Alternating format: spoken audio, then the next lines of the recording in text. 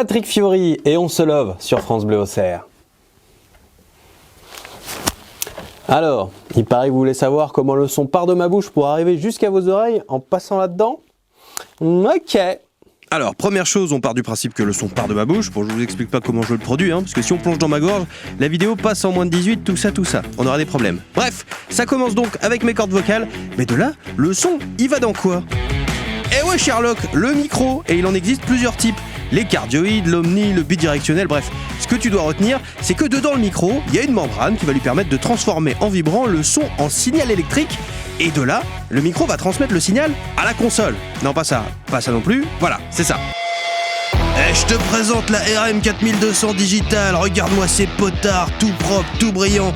Ouais, les potards, c'est les petits boutons qu'on monte et qu'on descend et qui gèrent les volumes. Les techniciens de la station, ils les caressent comme toi, tu t'occupes de ta gosse. Bref, il y a des trucs qu'il vaut mieux pas raconter. C'est là que tout est centralisé et rassemblé. La console, elle accueille la voix de l'animateur comme une bosse, les jingles comme une ouf, ou encore les musiques comme une gueudin. Bref, c'est le cœur du studio, et pour le montrer encore plus, on hésite à lui mettre des petites jantes chromées pour faire joli, avec un autocollant tête de loup et néon fluorescent. Mais notre directrice, elle veut pas pour l'instant, je sais pas pourquoi. Et une fois que la console a rempli son office, c'est-à-dire tout centralisé, c'est un autre élément de bosser. Cet élément, c'est le traitement d'antenne qui se sert aussi notamment de compresseur. Non mais pas ça, tu le fais exprès. Ce petit boîtier, il fonctionne comme le goulot d'une bouteille, c'est-à-dire qu'il va canaliser tous les sons qui sortent de la console en un flux plus homogène. En plus de faciliter le transport du bousin, c'est aussi lui qui va donner son caractère au son, qui va lui donner sa couleur. Ce qui va faire que tu sauras que quand tu nous écoutes, tu nous écoutes. Mais attention, avant que tu penses que ma phrase est débile, quand je dis que tu sauras que tu nous écoutes, c'est sans avoir préalablement regardé ton poste. Et ouais, juste à l'oreille, parce que c'est possible ça, mon petit pote. Et t'inquiète pas, des vraies phrases débiles, j'en aurai d'autres. D'ailleurs, sache que cette couleur de son, c'est la même pour toutes les France Bleues du pays. Bref, une fois que le compresseur a géré le son comme ton pote le plus beau gosse gère une meuf en boîte de nuit, il l'envoie à deux autres éléments de la station. Un, la parabole sur le toit. Mais oui, la parabole, tu sais, je vais quand même pas tout expliquer. Le truc que le prince Charlie possède naturellement en double, ça y est, t'as pigé. Et l'autre élément, c'est qu'il envoie le son sur internet. Mais ça, j'y reviendrai plus tard. Parce que ouais, tu vois, elle nous sert à bosser cette parabole. C'est-à-dire que quand on faisait que mater CanalSat toute la journée, non, on n'a pas les moyens de se payer l'abonnement de toute façon. Cette parabole, elle est orientée vers la prochaine étape du chemin du son, on part à Molène. Non mais range tes clés de bagnole mon copain, on part à Molène avec le son. Parce qu'à Molène, il y a notre émetteur principal qui reçoit le son de la station via les paraboles et qui va ensuite l'émettre parce que c'est ce que fait un émetteur quoi.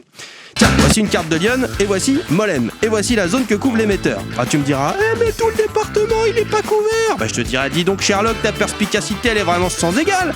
Figure-toi que des émetteurs, on en a d'autres. Ici, ou encore ici. Et là, tu vas encore me dire, mais attends, si la radio elle est reliée qu'à Molène, à quoi ils servent les autres ? Mais décidément, Sherlock, t'es au taquet aujourd'hui.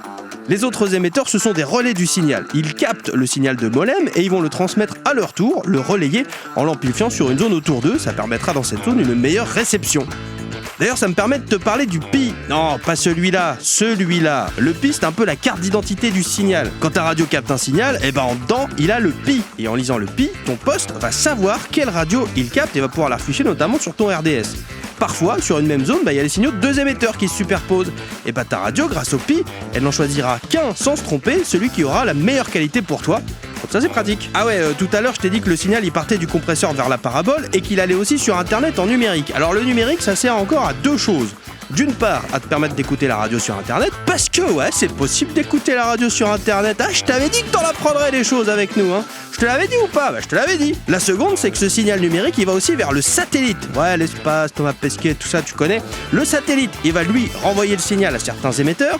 Alors chez nous, c'est à Avallon et Nevers qui ne sont connectés que par ça et qui vont ensuite relayer le signal de manière plus conventionnelle comme les autres émetteurs. Ce satellite, il est aussi également toujours connecté à Molem pour service de secours. Si jamais la parabole elle venait avoir des problèmes, on pourra quand même relayer le signal par là. Parce que finalement, tu vois, des fois on peut quand même avoir envie de tester CanalSat, on sait jamais. Une fois que les émetteurs envoient le signal autour d'eux, le son se propage en ondes via la FM et peut être capté par ton petit transistor dans ta petite cuisine ou ton petit salon ou ton petit garage, bref. Là, il se passe la même chose qu'au début du chemin, mais en inverse, c'est-à-dire que ta radio elle va transformer les ondes en signal électrique, qui lui-même est transformé par ton enceinte en signal sonore, et c'est là que tu entends ma jolie voix dans tes petites oreilles.